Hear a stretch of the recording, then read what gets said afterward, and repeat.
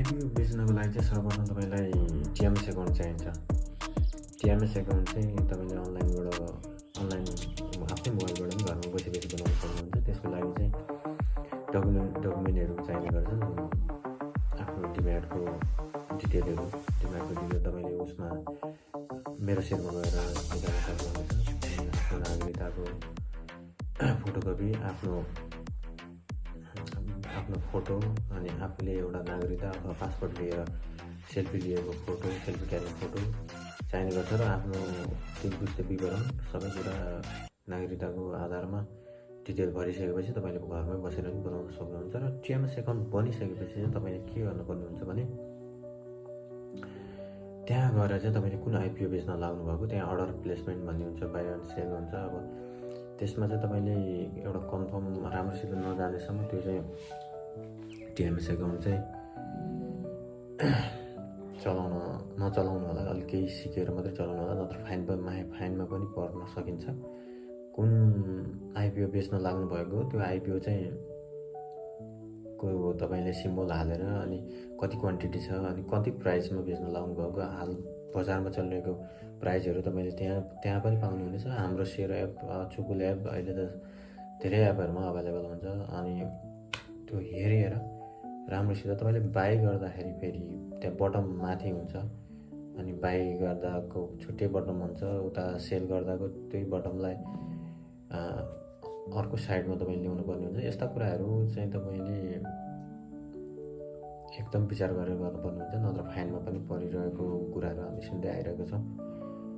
अहिले चाहिँ मैले तपाईँहरूलाई मुखले ओरली एउटा भिडियो बनाएको, तपाईँहरूले भिडियो मन पराउनु भयो भने म त्यसलाई चाहिँ स्क्रिन सेयर गरेर पनि देखाउने कोसिस गर्दछु। हस्त साथीहरू, धन्यवाद। सबैजनाले आइपिओ गर्नु होला, सेयरबाट सकेको बेनिफिट लिनु होला। धन्यवाद। सबैले सब्सक्राइब गरिदिनु होला। हेलो, नमस्कार साथीहरू, सबैजनालाई स्वागत छ मेरो युट्युब च्यानलमा। साथीहरू, म आज सानो जानकारी तपाईँहरूलाई दिन गइरहेको छु। थाहा हुने सबैजनाले पनि सुनेर ध्यान दिनु होला। थाहा नहुनेलाई त यो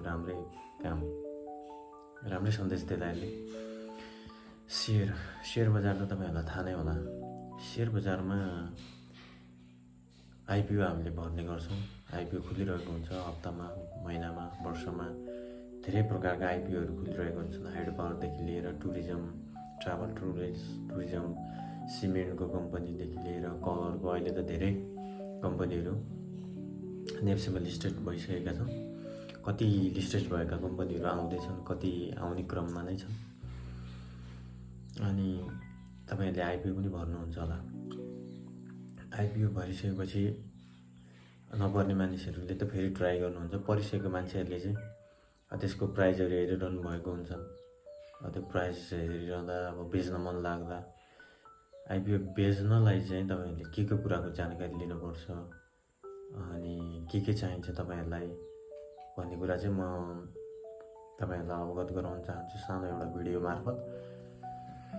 म पनि त्यति एक्सपिरियन्स त छैन यो फिल्डमा, भए पनि आफूलाई थाहा भएको सामान्य किनबेच गर्न सक्ने जानकारी चाहिँ थाहा भएको हुनाले मैले तपाईँहरूलाई यो सानो भिडियो बनाएर युट्युबमा हाल्न गइरहेको छु। आइपिओ गरिसकेपछि तपाईँले बेच्न खोज्नुभयो भने मार्केटको प्राइसहरू, मार्केटमा के चलिरहेछ, के भइरहेछ चाहिँ एउटा तपाईँले चुकुलको लगइन र आइडी बनाएर त्यहाँबाट पनि हेर्न सक्नुहुन्छ डिटेलमा। अथवा अहिले एप्लिकेसनहरू धेरै आएका छन्। म चाहिँ हाम्रो सेयर भन्ने एप्लिकेसन चलाउँछु। त्यसमा पनि तपाईँले दिनकै आफ्नो पोर्टफोलियोकोदेखि लिएर सबै अपडेटहरू पाउनुहुनेछ र त्यसमा कम्पनीको के छ, कसो छ, एनालाइसहरू, फन्डामेन्टल ब्याकग्राउन्ड के छ, कसो छ, सबै कुरा त्यसमा देखाएको हुन्छ। तपाईँले साधारण एउटा बेसिक एनालाइज पनि गर्न सक्नुहुन्छ र कुन आइपिओ बेच्न लाग्नु भएको छ त्यसको बारेमा, त्यो कम्पनीको के भइरहेछ, कस्तो भइरहेछ, अझै माथि जान्छ कि अझै वेट गर्नुपर्ने हो कि अथवा प्रफिट बुक गर्नुपर्ने हो कि, त्यो कुराको पनि जानकारी तपाईँले पाउन सक्नुहुनेछ। हाम्रो सेयर भन्ने एप्लिकेसन पनि एउटा राम्रो मैले आफैले युज गरिरहेको छु। त्यसबाट पनि तपाईँले जानकारी पाउन सक्नुहुनेछ। अनि सेयर बेच्नको लागि चाहिँ तपाईँलाई अभियसली टिएमएस एकाउन्ट चाहिन्छ। टिएमएस एकाउन्ट चाहिँ हामीले घरमै बसी नै बनाउन सकिन्छ। तपाईँले यो भिडियो मन पराउनु भयो भने म टिएमएस एकाउन्ट नि कसरी खोल्न सकिन्छ घरमै बसी अथवा म आफै तपाईँहरूलाई हेल्प गरेर एकाउन्ट बनाउन पनि सहयोग पुऱ्याउनेछु। आइपिओ बेच्नको लागि चाहिँ सर्वप्रथम तपाईँलाई टिएमएस एकाउन्ट चाहिन्छ।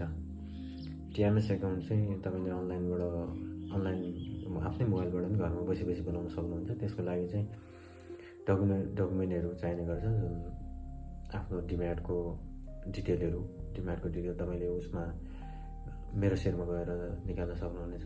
अनि आफ्नो नागरिकताको फोटोकपी, आफ्नो फोटो, अनि आफूले एउटा नागरिकता अथवा पासपोर्ट लिएर सेल्फी लिएको फोटो, सेल्फी क्यारिङ फोटो चाहिने गर्छ र आफ्नो 3 पुस्ते विवरण सबै कुरा नागरिकताको आधारमा डिटेल भरिसकेपछि तपाईँले घरमै बसेर पनि बनाउन सक्नुहुन्छ। र टिएमएस एकाउन्ट बनिसकेपछि चाहिँ तपाईँले के गर्नुपर्ने हुन्छ भने त्यहाँ गएर चाहिँ तपाईँले कुन आइपिओ बेच्न लाग्नुभएको त्यहाँ अर्डर प्लेसमेन्ट भन्ने हुन्छ, बाई एन्ड सेल हुन्छ। अब त्यसमा चाहिँ तपाईँले एउटा कन्फर्म राम्रोसित नजानेसम्म त्यो चाहिँ टिएमएस एकाउन्ट चाहिँ नचलाउनु होला। अलिक केही सिकेर मात्रै चलाउनु होला, नत्र फाइनमा पनि पर्न सकिन्छ।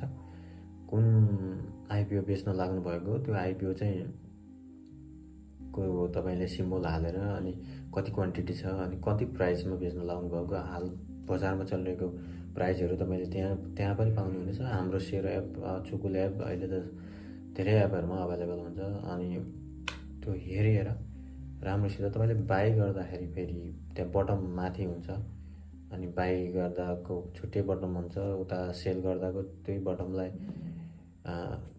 अर्को साइडमा तपाईँले ल्याउनु पर्ने हुन्छ। यस्ता कुराहरू चाहिँ तपाईँले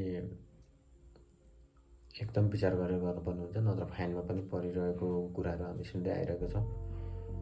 अहिले चाहिँ मैले तपाईँहरूलाई मुखले ओरली एउटा भिडियो बनाएको, तपाईँहरूले यो भिडियो मन पराउनु भयो भने म त्यसलाई चाहिँ स्क्रिन सेयर गरेर पनि देखाउने कोसिस गर्दछु। हस्त साथीहरू, धन्यवाद। सबैजनाले आइपिओ गर्नु होला, सेयरबाट सकेको बेनिफिट लिनु होला। धन्यवाद। सबैले सब्सक्राइब गरिदिनु होला।